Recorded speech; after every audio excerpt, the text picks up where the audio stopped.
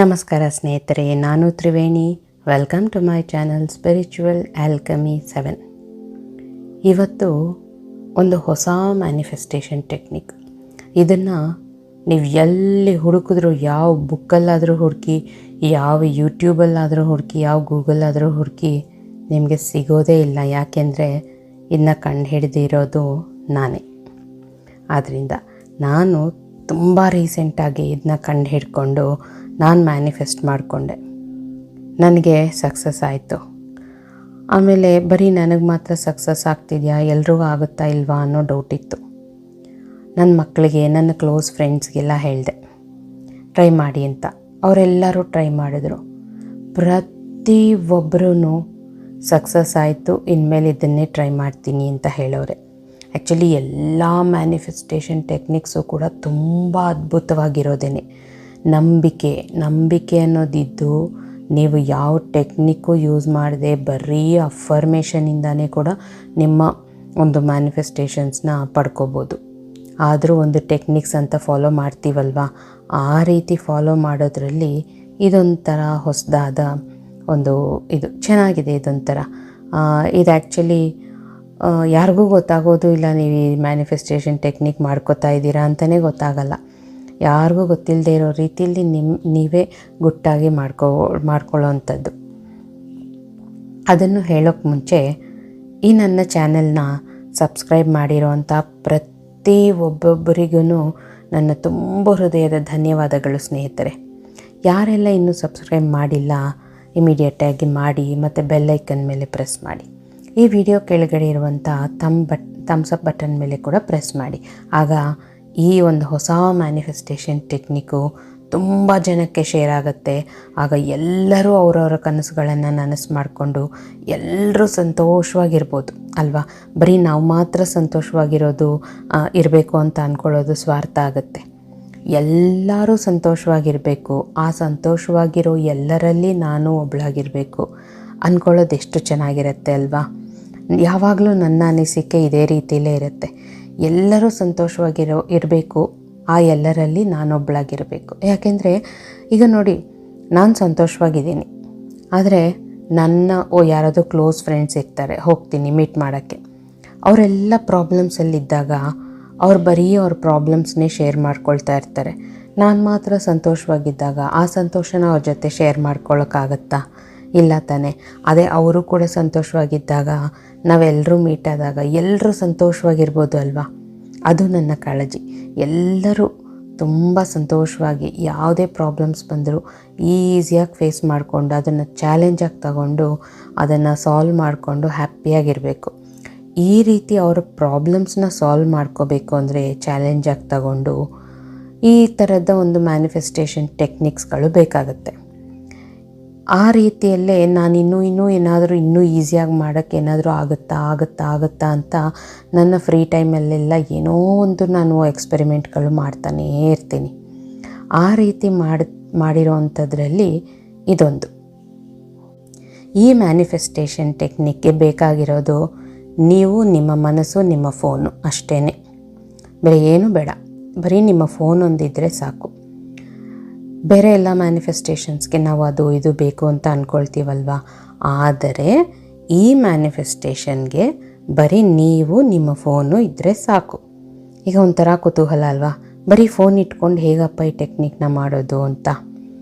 Correct, ಹೇಳ್ತೀನಿ ನೋಡಿ. ನೀವು ಮನೆಯಲ್ಲಿ ಯಾರೂ ಇಲ್ಲದೆ ಇರೋ ಸಮಯದಲ್ಲಿ, ಅಥವಾ ಎಲ್ಲಾದರೂ ಹೊರಗಡೆ ಇರ್ತೀರಾ, ಒಬ್ಬರೇ ಇರ್ತೀರಾ, ನಿಮ್ಮ ಸುತ್ತ ಸೈಲೆನ್ಸ್ ಇದೆ, ಯಾರೂ ಇಲ್ಲ ಅಂದಾಗ ನಿಮ್ಮ ಫೋನ್ ತಗೊಳ್ಳಿ. ನಿಮ್ಮ ಫೋನಲ್ಲಿ ವಾಯ್ಸ್ ರೆಕಾರ್ಡರ್ ಇರುತ್ತಲ್ವ, ಅದನ್ನು ಓಪನ್ ಮಾಡ್ಕೊಳ್ಳಿ. ಓಪನ್ ಮಾಡಿಕೊಂಡು ನಿಮ್ಮ ಗೋಲ್ ಏನಿದೆ, ಅದು ಯಾವುದೇ ಆಗಿರಲಿ, ಹಣ ಪಡೆಯೋದಾಗಿರಲಿ, ಪ್ರೀತಿ ಪಡೆಯೋದಾಗಿರಲಿ, ಅಥವಾ ಮನೆ ಕಟ್ಟೋದು, ಕಾರ್ ತಗೊಳ್ಳೋದು, ಆರೋಗ್ಯವಾಗಿರೋದು, ನೆಮ್ಮದಿಯಾಗಿರೋದು, ಮಕ್ಕಳು ಬೇಕು ಅಂದ್ಕೊಳ್ಳೋದು, ಸಾಲಗಳಿಲ್ಲದೆ ಇರೋವಂಥ ಲೈಫ್ ಬೇಕು ಅಂತ ಅಂದ್ಕೊಳ್ಳೋದು, ಆಮೇಲೆ ಈ ಥರ ಯಾವುದೇ ಒಂದು ಕರಿಯರ್ ಚೆನ್ನಾಗಿರಬೇಕು, ಬಿಸ್ನೆಸ್ ಚೆನ್ನಾಗಿರಬೇಕು, ಜಾಬ್ ಒಳ್ಳೆ ನಾನು ಬೇಡಿದಂಥ ಒಂದು ಬೇಕು ಅಂದ್ಕೊಂಡಂಥ ಒಂದು ಜಾಬ್ ಬೇಕು ಅಂದ್ಕೊಳ್ಳೋದು, ಅಥವಾ ಮಕ್ಕಳು ಅಥವಾ ಗಂಡ ಕೆಟ್ಟ ದಾರಿಯಲ್ಲಿ ನಡೀತಿದ್ರೆ ಅವರನ್ನು ಒಳ್ಳೆ ದಾರಿಗೆ ತರುವಂಥ ಒಂದು ಸಾಮರ್ಥ್ಯ ಬೇಕು ಅಂದ್ಕೊಳ್ಳೋದು, ಈ ಥರದ್ದು ಪ್ರತಿಯೊಂದು ನಿಮ್ಮ ಲೈಫಲ್ಲಿ ಏನೇ ಬೇಕು ಅಂದ್ಕೊಳ್ಳಿ, ಪ್ರತಿ ಒಂದಕ್ಕೂ ಈ ಒಂದು ಮ್ಯಾನಿಫೆಸ್ಟೇಷನ್ ಟೆಕ್ನಿಕ್ಕು ನೀವು ಯೂಸ್ ಮಾಡ್ಕೋಬೋದು. ಈಗ ಫೋನ್ ತಗೊಂಡ್ರಿ ಅಲ್ವಾ, ವಾಯ್ಸ್ ರೆಕಾರ್ಡನ್ನು ಆನ್ ಮಾಡಿಕೊಂಡಾಗ ಕಣ್ಣು ಮುಚ್ಕೊಂಡು ಡೀಪ್ ಫೀಲಿಂಗಿಂದ ನಿಮ್ಮ ಒಂದು ಗೋಲ್ ಏನಿದೆ ಅದು ಆಲ್ರೆಡಿ ಅಚೀವ್ ಆಗಿರೋ ಥರ ಫುಲ್ ಫೀಲಿಂಗ್ಸಿಂದ ಹೇಳ್ಕೊಳ್ಳಿ. ಹೇಗೆ ಅಂದರೆ, ಈಗ ಯಾವುದೋ ಒಂದು ಹುಡುಗಿ ಮದುವೆ ಆಗಬೇಕು, ಅವಳು ಒಂದು ಹುಡುಗನ್ನ ಇಷ್ಟಪಟ್ಟಿದ್ದಾಳೆ, ಅವನ್ನ ಮದುವೆ ಆಗಬೇಕು, ಅಥವಾ ಒಂದು ಹುಡುಗ ಒಂದು ಹುಡುಗಿನ ಇಷ್ಟಪಟ್ಟಿದ್ದಾನೆ, ಅವರಿಬ್ಬರು ಮದುವೆ ಆಗಬೇಕು. ಮದುವೆ ಆಗೋದಕ್ಕೆ ಅಂತ ಈ ಥರ ಒಂದು ಮ್ಯಾನಿಫೆಸ್ಟೇಷನ್ ಮಾಡ್ಕೊಳ್ತಾ ಇದ್ದಾರೆ. ಅವ್ರು ಹೇಗೆ ಅನ್ಕೋಬೇಕು ಅಂದರೆ, ಕಣ್ಣು ಮುಚ್ಕೊಂಡು ನಮ್ಮಿಬ್ಬರ ಮನೆಯಲ್ಲಿ ಈಸಿಯಾಗಿ ಒಪ್ಕೊಂಡ್ಬಿಟ್ರು, ಯಾವುದೇ ಪ್ರಾಬ್ಲಮ್ ಆಗಲಿಲ್ಲ, ನಾವಿಬ್ಬರು ಮನೆಯಲ್ಲಿ ನಮ್ಮಿಬ್ಬರ ಪ್ರೀತಿನ ಹೇಳಿದ್ವಿ, ಇಬ್ಬರು ಮನೆಯಲ್ಲೂ ಒಪ್ಕೊಂಡ್ಬಿಟ್ರು, ಎರಡೂ ಫ್ಯಾಮಿಲಿ ಮೀಟ್ ಮಾಡಿದಾಗ ಎಷ್ಟು ಖುಷಿ ಆಯಿತು ಅಂದರೆ, ಇಬ್ಬರು ಅಮ್ಮಂದರು ಇಬ್ಬರು ಅಪ್ಪಂದರು ಎಷ್ಟು ಚೆನ್ನಾಗಿ ಮಾತಾಡ್ತಾ ಇದ್ದಾರೆ, ನಮ್ಮಿಬ್ಬರ ಕಣ್ಣಲ್ಲಿ ನೀರು ಬರ್ತಾಯಿತ್ತು ಸಂತೋಷಕ್ಕೆ. ಆಮೇಲೆ ಎಲ್ಲ ಮಾತುಕತೆ ಆಯಿತು, ಮದುವೆ ಬಗ್ಗೆ ಮಾತಾಡ್ತಾ ಇದ್ದಾರೆ, ಯಾವಾಗ ಮದುವೆ ಇಟ್ಕೊಳ್ಳೋಣ ಅಂತ. ಆಮೇಲೆ ನಮ್ಮಿಬ್ಬರನ್ನ ಕೇಳಿದ್ರು, ನಮಗೆ ಯಾವ ರೀತಿ ಮದುವೆ ಮಾಡ್ಕೋಬೇಕು ಅಂತ ಇದೆ ಅಂತ ನಾವು ಹೇಳಿದ್ವಿ, ಅದೇ ರೀತಿಯಲ್ಲೇ ಮದುವೆ ಫಿಕ್ಸ್ ಮಾಡ್ತಾ ಇದ್ದಾರೆ. ನಮ್ಮಿಬ್ಬರಿಗೂ ಗಾಳಿಯಲ್ಲಿ ತೇಲುವಂಥ ಒಂದು ಫೀಲಿಂಗು. ಇದಾದಮೇಲೆ ಮದುವೆ ನಾವು ಈ ಥರ ಎಂಜಾಯ್ ಮಾಡಿದ್ವಿ, ಆ ಥರ ಎಂಜಾಯ್ ಮಾಡಿದ್ವಿ ಅಂತೆಲ್ಲ ಹೇಳ್ಕೊಳ್ಳೋದು. ಅದಾದಮೇಲೆ ಮದುವೆ ಆಯಿತು. ಮದುವೆ ಆದಮೇಲೆ ಫಸ್ಟ್ 6 ತಿಂಗಳು ನೀವು ಹೇಗಿರ್ಬೇಕು ಅಂದ್ಕೊಂಡಿದ್ದೀರಾ, ಅಥವಾ ಫಸ್ಟು ಒಂದು 2-3 ವರ್ಷ ನೀವು ಇರಬೇಕು ಅಂದ್ಕೊಂಡಿದ್ದೀರಾ, ಅಲ್ಲಿವರೆಗೂ ಮಾತಾಡ್ತಾ ಹೋಗಿ.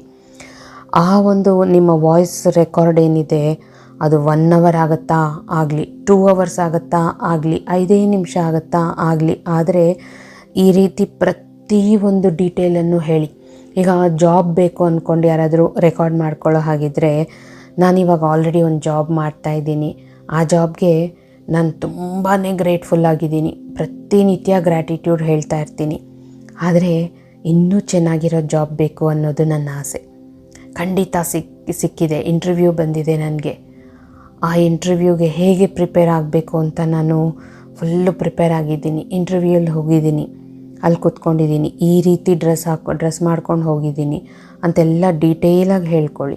ಅಲ್ಲಿ ಹೋಗಿ ಕೂತಿದ್ದೀನಿ, ಅವ್ರು ಇಂತಿಂಥ ಪ್ರಶ್ನೆಗಳು ಕೇಳಿದ್ರು, ಅಥವಾ ಫೋನ್ ಇಂಟರ್ವ್ಯೂನ ಫೋನಲ್ಲಿ ಹೀಗೆ ಕೇಳಿದ್ರು, ಅದಕ್ಕೆ ನೀವು ಈ ರೀತಿ ಉತ್ತರ ಕೊಟ್ರಿ, ಅವ್ರಿಗೆ ಎಲ್ಲ ಇಷ್ಟ ಆಗಿ ನಿಮಗೆ ಆಫರ್ ಲೆಟರ್ ಕೊಟ್ಟಿದ್ದಾರೆ, ನೀವು ಆಫರ್ ಲೆಟ್ರನ್ನ ಕೈಯಲ್ಲಿ ಇಟ್ಕೊಂಡು ತುಂಬ ಖುಷಿ ಪಡ್ತಾ ಇದ್ದೀರಾ, ಆ ನಿಮ್ಮ ಮಾತುಗಳಲ್ಲೇ ಆ ಖುಷಿ ಅನ್ನೋದು ಬರಬೇಕು ಈ ರೀತಿ.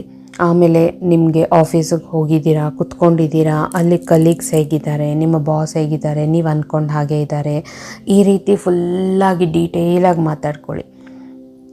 ನಿಮಗೆ ತುಂಬ ಸಾಲಗಳಿದೆಯಾ, ಅವರೇನಾದರೂ ಮ್ಯಾನಿಫೆಸ್ಟ್ ಮಾಡ್ಕೋಬೇಕಾ ಅಂಥವರು, ನಾನು ಫಸ್ಟು ನನ್ನ ಮೈಂಡನ್ನ ಪಾಸಿಟಿವ್ ಆಗಿ ಇಟ್ಕೊಂಡೆ, ಈ ರೀತಿ ರೆಕಾರ್ಡಿಂಗ್ ಶುರು ಮಾಡ್ಕೊಳ್ಳಿ. ನನ್ನ ಮೈಂಡ್ ಈಗ ಫುಲ್ಲಾಗಿ ಪಾಸಿಟಿವಿಟಿಯಿಂದ ತುಂಬಿದೆ, ನನಗೆ ನಾನು ಮಾಡ್ತಾಯಿರೋ ಈ ಕೆಲಸದಿಂದ ತುಂಬ ಹಣ ಬರ್ತಾಯಿದೆ, ಆ ಹಣದಿಂದ ನನ್ನ ಎಲ್ಲ ಸಾಲ ಅಂತ ಹೇಳಬೇಡಿ, ನಾನು ಯಾರ್ಯಾರಿಗೆ ಹಣ ಕೊಡಬೇಕೋ ಅವ್ರಿಗೆಲ್ಲ ಹಿಂತಿರುಗಿಸಿದ್ದೀನಿ, ಅವರೆಲ್ಲ ಖುಷಿಪಟ್ಟರು ಕೇಳ್ದೇನೆ ಹಣ ಕೊಟ್ಟಿದ್ದಕ್ಕೆ ಅಂತ. ಈ ರೀತಿ ಪ್ರತಿಯೊಬ್ಬರು ನಿಮ್ಮ ಮ್ಯಾನಿಫೆಸ್ಟೇಷನ್ಸಲ್ಲಿ, ಈಗ ಪ್ರೆಗ್ನೆಂಟ್ ಆಗಬೇಕು, ಮಗು ಬೇಕು ಅಂತ ಅಂದ್ಕೊಂಡವರು, ನನಗೆ ಮಗು ಆಗುತ್ತೋ ಇಲ್ವೋ ಅಂತ ತುಂಬ ಭಯ ಇತ್ತು ಅಂತೆಲ್ಲ ನಿಮ್ಮ ನೆಗೆಟಿವ್ ಫೀಲಿಂಗ್ಸ್ ಇರುತ್ತಲ್ಲ, ಅದನ್ನೆಲ್ಲ ಯಾವುದೂ ಹೇಳ್ಕೊಳಕ್ಕೆ ಹೋಗಬೇಡಿ. ನಾನು ಮ್ಯಾನಿಫೆಸ್ಟ್ ಮಾಡ್ಕೊಂಡಿದ್ದೀನಿ, ಎಷ್ಟೊಂದು ಮ್ಯಾನಿಫೆಸ್ಟೇಷನ್ಸ್ ಮಾಡ್ಕೊಂಡಿದ್ದೀನಿ, ಯೂನಿವರ್ಸ್ ನನಗೆ ಮಗು ಕೊಡ್ತಾ ಇದೆ. ನನಗೇನೋ ಒಂಥರ ಹೆಲ್ತ್ ಒಂಥರ ಡೌಟ್ ಅನ್ನಿಸ್ತು, ಕನ್ಸೀವ್ ಆಗಿರ್ಬೋದಾ ಅಂತ. ನಾನು ಪ್ರೆಗ್ನೆನ್ಸಿ ಟೆಸ್ಟ್ ಕಿಟ್ ತಗೊಂಡು ಬಂದೆ, ಅದನ್ನು ನಾನು ನೋಡಿದೆ ಮನೆಯಲ್ಲೇ, ಅದನ್ನು ಟೆಸ್ಟ್ ಮಾಡಿ ನೋಡಿಕೊಂಡೆ, ಪಾಸಿಟಿವ್ ಬಂತು. ವಾವ್ ಅನ್ನಿಸ್ತು, ಎಷ್ಟು ದಿನದ ಕನಸು ಇದು, ನಾನು ಪ್ರೆಗ್ನೆಂಟ್ ಆಗಬೇಕು ಅಂದ್ಕೊಂಡಿದ್ದು ಕೊನೆಗೂ ಆದೆ. ಈ ರೀತಿ ನಿಮ್ಮ ಫೀಲಿಂಗ್ಸಿಂದ ಮಾತಾಡ್ಕೊಳ್ಳಿ. ಪ್ರತಿಯೊಂದು ಯಾವುದೇ ಒಂದು ವಿಷಯ ನಿಮಗೆ ಬೇಕಂದ್ರೂ ಲೈಫಲ್ಲಿ ಎಲ್ಲದಕ್ಕೂ ಈ ರೀತಿ ಫುಲ್ಲಾಗಿ ನಿಮ್ಮ ಫೀಲಿಂಗ್ಸ್ ಹಾಕಿ ಮಾತಾಡ್ಕೊಳ್ಳಿ. ಅದು ಹೇಗೆ ಅಂದರೆ, ನಿಮ್ಮ ಮ್ಯಾನಿಫೆಸ್ಟೇಷನ್ ಸ್ಟಾರ್ಟಿಂಗಿಂದ ಎಂಡ್ವರೆಗೂ ಕಣ್ಣು ಕಟ್ಟದಂಗೆ ಇರಬೇಕು. ವಿಜುವಲೈಸೇಷನ್ ಹೇಗೆ ಮಾಡ್ಕೊಳ್ತೀರೋ ಆ ರೀತಿ ಪ್ರತಿಯೊಂದು ಸ್ಟೆಪ್ ಬೈ ಸ್ಟೆಪ್ ಹೇಳ್ಕೊಂಡಾದಮೇಲೆ ರೆಕಾರ್ಡ್ ಫುಲ್ಲು ಮುಗಿಯುತ್ತಲ್ವ. ರೆಕಾರ್ಡ್ ಫುಲ್ಲು ಮುಗಿದ್ಮೇಲೆ ನಿಮಗೆ ಅದಕ್ಕೆ ಬ್ಯಾಕ್ಗ್ರೌಂಡ್ ಮ್ಯೂಸಿಕ್ ಹಾಕೋಕ್ಕೆ ಗೊತ್ತಿರೋರು ಮ್ಯೂಸಿಕ್ ಹಾಕ್ಕೊಳ್ಳಿ. ಯಾರ್ಯಾರು ಗೊತ್ತಿಲ್ವೋ ಅವರು ಏನು ಗೂಗಲಲ್ಲಿ ಹೋಗಿ ಕೇಳಿದ್ರೆ ಹೇಳುತ್ತೆ, ಅಥವಾ ಯೂಟ್ಯೂಬಲ್ಲಿ ಹೋಗಿ ಕೇಳಿದ್ರೆ ಹೇಳುತ್ತೆ ಆಡಿಯೋ ರೆಕಾರ್ಡ್ಗೆ ಬ್ಯಾಕ್ಗ್ರೌಂಡ್ ಮ್ಯೂಸಿಕ್ ಹೇಗೆ ಹಾಕೋದು ಅಂತ. ನಿಮಗೆ ಮೆಡಿಟೇಷನ್ ಮ್ಯೂಸಿಕ್ ಇಷ್ಟ ಇದ್ದರೆ ಅದಕ್ಕೆ ಬ್ಯಾಕ್ಗ್ರೌಂಡಲ್ಲಿ ಒಂದು ಮೆಡಿಟೇಷನ್ ಮ್ಯೂಸಿಕನ್ನು ಹಾಕ್ಕೊಳ್ಳಿ. ಅಥವಾ ನೀವೇನಾದರೂ ಕಾರ್ ಮ್ಯಾನಿಫೆಸ್ಟ್ ಮಾಡ್ತಿದ್ರೆ ನೀವು ಮಾತಾಡ್ತಾ ಇರ್ತೀರಲ್ವ, ಆ ಹಿಂದ್ಗಡೆ ಬ್ಯಾಕ್ಗ್ರೌಂಡಲ್ಲಿ ಕಾರು ಹೋಗೋ ಸೌಂಡು, ಕಾರ್ ಹಾರ್ನ್ ಸೌಂಡು, ಈ ರೀತಿ ನೀವೇನಾದರೂ ಹಣನ ಮ್ಯಾನಿಫೆಸ್ಟ್ ಮಾಡ್ತಿದ್ರೆ ಕಾಯಿನ್ಸ್ ಬೀಳೋದು ಅಥವಾ ಹಣನ ನೀವು ಕೌಂಟ್ ಮಾಡೋ ಅಂಥದ್ದು, ಆ ರೀತಿ ಸೌಂಡ್ಗಳನ್ನು ಸಾಧ್ಯ ಆಗಿಲ್ಲ ಅಂದರೆ ಮೆಡಿಟೇಷನ್ ಮ್ಯೂಸಿಕ್ ಹಾಕ್ಕೊಳ್ಳಿ, ಅಥವಾ ಯಾವುದಾದ್ರೂ ಪ್ಲೆಸೆಂಟ್ ಆಗಿರೋಂಥ ಮ್ಯೂಸಿಕ್ ಹಾಕ್ಕೊಂಡ್ಮೇಲೆ ಈ ಮ್ಯೂಸಿಕ್ಕನ್ನ ಈ ಒಂದು ಆಡಿಯೋನ ನೀವೇನು ರೆಕಾರ್ಡ್ ಮಾಡ್ಕೊಂಡಿದ್ದೀರೋ ನಿಮ್ಮ ಹತ್ರ ಇಟ್ಕೊಂಡು ಪ್ರತಿನಿತ್ಯ ಕೇಳಿ. ಇದನ್ನು ನೀವು ಏನೇ ಮಾಡ್ತಾ ಇರಲಿ, ಗಾಡೀಲಿ ಹೋಗ್ತಾ ಇರಲಿ, ಮನೇಲಿ ಅಡುಗೆ ಮಾಡ್ತಾ ಇರಲಿ, ಆಫೀಸಲ್ಲೇನು ಕೆಲಸ ಇಲ್ವಾ, ಅಥವಾ ಊಟಕ್ಕೆ ಲಂಚ್ ಟೈಮ್ ಇದೆಯಾ, ಅಥವಾ ಬೇರೆ ಏನಾದರೂ ಕೆಲಸ ಮಾಡ್ತಿರಲಿ, ಅದನ್ನು ಕೇಳಿಸ್ಕೊಳ್ತಾನೇ ಇರಿ. ಮಲ್ಕೊಳ್ಳೋವಾಗಲೂ ಕೇಳಿಸ್ಕೊಳ್ತಾ ಮಲ್ಕೊಳ್ಳಿ, ಎದ್ದ ತಕ್ಷಣ ಒಂದು ಸಲ ಕೇಳಿಸ್ಕೊಳ್ಳಿ. ಅದನ್ನು ಹಾಕ್ಕೊಂಡೇ ನೀವು ಮೆಡಿಟೇಷನ್ ಕೂಡ ಮಾಡ್ಕೋಬೋದು. ಅಂದರೆ ಕಣ್ಣು ಮುಚ್ಕೊಂಡು ಅದನ್ನು ಫೀಲ್ ಮಾಡ್ಕೊಳ್ಳಿ, ಆವಾಗ ಅದು ವಿಜುವಲೈಸ್ ಆಗುತ್ತೆ. ಅಫರ್ಮೇಷನ್ಸ್ ಎಲ್ಲ ಹೇಳಿರ್ತೀರ ಇದರಲ್ಲಿ, ನೀವು ಸ್ಕ್ರಿಪ್ಟಿಂಗ್ ಏನೇನು ಬರೀತೀರೋ ಅದನ್ನೆಲ್ಲ ಹೇಳಿರ್ತೀರ ಇದರಲ್ಲಿ. ನಿಮ್ಮ ಬೇರೆ ಎಲ್ಲ ಮ್ಯಾನಿಫೆಸ್ಟೇಷನ್ಸಲ್ಲೂ ಏನೇನು ನೀವು ಮಾಡ್ಕೊಳ್ತೀರೋ ಅದೆಲ್ಲ ಇದರಲ್ಲಿ ನಿಮ್ಮ ವಾಯ್ಸಲ್ಲೇ ಇರುತ್ತೆ. ಅದನ್ನು ಪ್ರತಿನಿತ್ಯ ಕೇಳಿಸ್ಕೊಳ್ತಾ ಇದ್ದಾಗ ಅದು ನಿಮ್ಮ ಸಬ್ಕಾನ್ಷಿಯಸ್ ಮೈಂಡ್ಗೆ ಈಸಿಯಾಗಿ ರೀಚ್ ಆಗುತ್ತೆ, ಮತ್ತು ಅದು ನಿಮಗೆ ಬೇಗನೆ ನಿಮಗೆ ಸಿಗುತ್ತೆ. ನೀವಿದನ್ನು ಮಿರರ್ ಮುಂದೆ ಕೂಡ ಹಾಕ್ಕೊಂಡು ನಿಂತ್ಕೊಂಡು ನಿಮ್ಮ ಕಣ್ಣಲ್ಲಿ ನೀವೇ ನೋಡ್ತಾ, ನಿಮ್ಮ ಕೈಯಲ್ಲಿ ಒಂದು ಗಾಜಿನ ಗ್ಲಾಸಲ್ಲಿ ನೀರಿಟ್ಕೊಂಡು ಅದನ್ನು ಕೇಳಿಸ್ಕೊಳ್ತಾ ಕೂಡ ಅಲ್ಲಿ ನೋಡ್ತಾ ಕುಡಿಬೋದು. ಆವಾಗ ಅದು ಇನ್ನೂ ಜಾಸ್ತಿ ಎಫೆಕ್ಟಿವ್ ಆಗಿರುತ್ತೆ. ಏನೂ ಇಲ್ವಾ, ಸುಮ್ಮನೆ ಕೂಡ ಕೇಳಿಸ್ಕೊಳ್ತಾ ಇರಿ. ಇಯರ್ಫೋನ್ ಹಾಕ್ಕೊಳ್ಳಿ, ಕೇಳಿಸ್ಕೊಳ್ಳಿ. ಯಾರಿಗೂ ಕೇಳಿಸಲ್ಲ, ನಿಮಗೆ ಮಾತ್ರ ಕೇಳಿಸುತ್ತೆ ಅಲ್ವಾ. ಇದನ್ನು ನೀವು ಮಾಡಿ ಇಮ್ಮಿಡಿಯೇಟಾಗಿ. ನಿಮಗೆ ನಂಬಿಕೆ ಬರುತ್ತೋ ಇಲ್ವೋ, ಇದಾಗುತ್ತೋ ಇಲ್ವೋ ಅಂತ ಇದ್ದರೆ ಯಾವುದಾದ್ರೂ ಸಣ್ಣ ಪುಟ್ಟ ವಿಷ್ಗೆ ಗೋಲ್ಗೆ ಮಾಡ್ಕೊಳ್ಳಿ. ಇದನ್ನು ನಿಮಗೆ ಸಕ್ಸಸ್ ಆಯಿತು ಅಂದರೆ ಮರೀದೆ ಇಲ್ಲಿ ಬಂದು ಕಮೆಂಟ್ ಸೆಕ್ಷನಲ್ಲಿ ಶೇರ್ ಮಾಡ್ಕೊಳ್ಳಿ. ಆವಾಗ ಇನ್ನಷ್ಟು ಜನಕ್ಕೆ ಮೋಟಿವೇಟ್ ಆಗುತ್ತಲ್ವ, ಇವ್ರಿಗೆಲ್ಲ ಆಗ್ತಿದೆ ಅಂದರೆ ನಮಗೂ ಆಗುತ್ತೆ ಅಂತ ಅವರು ಮಾಡ್ತಾರೆ ಅಲ್ವಾ. ಸೊ ಕಾಮೆಂಟ್ ಮಾಡೋದನ್ನು ಮಾತ್ರ ಮರಿಬೇಡಿ ಸ್ನೇಹಿತರೆ. ಇಮ್ಮಿಡಿಯೇಟಾಗಿ ನಿಮಗೆ ಯಾವುದೇ ಒಂದು ಗೋಲ್ ಇದ್ರೂ ಅದನ್ನು ಮಾಡ್ಕೊಳ್ಳಿ. ಈ ರೀತಿ ರೆಕಾರ್ಡ್ ಮಾಡಿಕೊಂಡು ಬ್ಯಾಕ್ಗ್ರೌಂಡ್ ಮ್ಯೂಸಿಕ್ ಹಾಕ್ಕೊಂಡು, ನಿಮಗೆ ಬ್ಯಾಕ್ಗ್ರೌಂಡ್ ಮ್ಯೂಸಿಕ್ ಹಾಕೋದಕ್ಕೆ ಗೊತ್ತಿಲ್ಲ ಅಂದರೆ ಪರವಾಗಿಲ್ಲ, ಏನೂ ಯೋಚನೆ ಇಲ್ಲ. ಬ್ಯಾಕ್ಗ್ರೌಂಡ್ ಮ್ಯೂಸಿಕ್ ಅನ್ನೋದು ಅದಿದ್ದರೆ ನಮ್ಮ ಮೈಂಡಿಗೆ ಏನೋ ಒಂಥರ ಪ್ಲೆಸೆಂಟಾಗಿ ಕೇಳಿಸುತ್ತೆ ನಾವು ಮಾತಾಡೋದು. ಅದಕ್ಕೆ ಹೇಳಿದೆ, ಸಪೋಸ್ ನಿಮಗೆ ಎಡಿಟಿಂಗು ಬರ್ತಾ ಇಲ್ಲ, ಬ್ಯಾಕ್ಗ್ರೌಂಡ್ ಮ್ಯೂಸಿಕ್ ಹಾಕೋದಕ್ಕೆ ಗೊತ್ತಾಗ್ತಾ ಇಲ್ಲ ಅಂದರೆ ಬೇಡ ಬಿಡಿ. ನೀವು ಮಾತಾಡಿರೋದನ್ನೇ ನೀವೇ ಕೇಳಿಸ್ಕೊಳ್ತಾ ಇರಿ ಪ್ರತಿನಿತ್ಯ. ಎಸ್ಪೆಷಲಿ ಮಲಗ್ತಾ ಇರಬೇಕಾದ್ರೆ ಕಣ್ಮುಚ್ಕೊಂಡಿರ್ತೀರಲ್ವ, ಆವಾಗ ಕೇಳಿಸ್ಕೊಳ್ತಾ ಮಲ್ಕೊಂಡ್ರೆ ಖಂಡಿತ ಈಸಿಯಾಗಿ ಅದು ನಿಮ್ಮ ಸಬ್ಕಾನ್ಷಿಯಸ್ ಮೈಂಡ್ಗೆ ರೀಚ್ ಆಗಿಬಿಡುತ್ತೆ. ಆದರೆ ನೀವು ಮಾತಾಡಿರುವಂಥ ಈ ವಿಡಿಯೋಲಿ ಯಾವುದೇ ನೆಗೆಟಿವ್ ವರ್ಡ್ ಇಲ್ಲದೆ ಇರೋ ಹಾಗೆ ನೋಡ್ಕೊಳ್ಳಿ. ನೆಗೆಟಿವ್ ವರ್ಡ್ ಇರಬಾರ್ದು, ಪ್ರೆಸೆಂಟ್ ಟೆನ್ಸಲ್ಲೇ ಇರಬೇಕು. ಆಲ್ರೆಡಿ ನಿಮ್ಮ ಗೋಲ್ ಅಚೀವ್ ಆಗಿರೋ ಹಾಗೆ ನೀವು ಮಾತಾಡಿರಬೇಕು. ನೀವು ಇದು ಕೇಳಿದ್ದೀರ ಯೂನಿವರ್ಸ್ನ, ನಿಮಗೆ ಯೂನಿವರ್ಸ್ ಆಲ್ರೆಡಿ ಕೊಟ್ಟ ಮೇಲೆ ನಿಮ್ಮ ರಿಯಾಕ್ಷನ್ ಹೇಗಿದೆ, ನಿಮ್ಮ ಫೀಲಿಂಗ್ಸ್ ಹೇಗಿದೆ, ನಿಮ್ಮ ಪ್ರಾಬ್ಲಮ್ಸ್ ಎಲ್ಲ ಹೇಗೆಲ್ಲ ಸಾಲ್ವ್ ಆಗ್ತಾ ಇದೆ ಅದನ್ನೆಲ್ಲ ನೀವು ಹೇಳ್ಕೋಬೇಕು. ಆಯಿತಾ? ಇವತ್ತೇ ಟ್ರೈ ಮಾಡಿ ಸ್ನೇಹಿತರೆ. ಕೇಳ್ತಿರೋ ಪ್ರತಿಯೊಬ್ಬರು ಯಾವುದೇ ನಿಮ್ಮದು ಮಗು ಹಠ ಮಾಡ್ತಿದೆಯಾ ಅದಕ್ಕೂ ಮಾಡ್ಕೊಳ್ಳಿ. ಮಕ್ಕಳೇನಾದರೂ ತುಂಬಾ ಹೇಳಿದ ಮಾತು ಕೇಳ್ತಿಲ್ವಾ ಅದಕ್ಕೂ ಮಾಡ್ಕೊಳ್ಳಿ. ಗಂಡ ಹೆಂಡತಿಗೆ ತುಂಬ ಜಗಳ ಆಗ್ತಿದೆಯಾ ಅದಕ್ಕೂ ಮಾಡ್ಕೊಳ್ಳಿ. ಅತ್ತೆ ಸೊಸೆಗೆ ಆಗ್ತಾ ಇಲ್ವಾ ಅದಕ್ಕೂ ಮಾಡ್ಕೊಳ್ಳಿ. ಅಥವಾ ಮಗನಿಗೆಲ್ಲಾದರೂ ಜಾಬ್ ಸಿಗ್ತಿಲ್ವಾ, ನಿಮ್ಮ ಮಗನಿಗೋಸ್ಕರ ನೀವು ಮಾಡ್ಕೊಳ್ಳಿ. ನಿಮ್ಮ ಮಗ ಏನಾದರೂ ನಿಮ್ಮ ಮಾತು ಕೇಳೋ ಹಾಗಿದ್ರೆ ಅವ್ರಿಗೂ ಇದನ್ನು ಮಾಡ್ಕೊಳ್ಳೋಕ್ಕೆ ಹೇಳಿ. ಈ ರೀತಿ ಪ್ರತಿ ಒಂದಕ್ಕೂ ಮಾಡ್ಕೊಳ್ಳಿ. ನೀವು ಏನಾದರೂ ಒಂದು ಮುಖ್ಯವಾಗಿರೋ ಕೆಲಸಕ್ಕೆ, ಮೀಟಿಂಗ್ಸ್ಗೆ ಹೋಗ್ತಾ ಇದ್ದೀರಾ, ಹೋಗೋ ಟೈಮಲ್ಲಿ ಕೂಡ ಇದನ್ನೆಲ್ಲ ಹಾಕ್ಕೊಂಡು ಕೇಳಿಸ್ಕೊಂಡೇ ಹೋಗಿ. ಇದು ನಿಮಗೆ ಮೋಟಿವೇಟ್ ಆಗುತ್ತೆ, ನಿಮ್ಮಲ್ಲಿ ಒಂದು ಸೆಲ್ಫ್ ಕಾನ್ಫಿಡೆನ್ಸ್ನೂ ತುಂಬುತ್ತೆ. ಎಲ್ಲ ರೀತಿಯಲ್ಲೂ ಇದು ನಿಮಗೆ ತುಂಬಾ ಒಳ್ಳೆಯದು. ಇದನ್ನು ನೀವು ಎಕ್ಸ್ಪೀರಿಯೆನ್ಸ್ ಮಾಡಲೇಬೇಕು. ಒಂದು ಸಲ ಯಾವುದಾದ್ರೂ ಒಂದು ಗೋಲ್ ಇಟ್ಕೊಂಡು ನೀವು ಇದನ್ನು ಟ್ರೈ ಮಾಡಿ ಆಮೇಲೆ ಬಂದು ನನಗೆ ಫೀಡ್ಬ್ಯಾಕ್ ಹೇಳಿ, ಆಯಿತಾ? ಇಲ್ಲಿಗೆ ನನ್ನ ಈ ಮ್ಯಾನಿಫೆಸ್ಟೇಷನ್ ಟೆಕ್ನಿಕ್ನ ಮುಗಿಸ್ತಾ ಇದ್ದೀನಿ. ಮತ್ತೆ ಮುಂದಿನ ವಿಡಿಯೋಲ್ಲಿ ಭೇಟಿ ಮಾಡೋಣ ಸ್ನೇಹಿತರೆ. Thank you.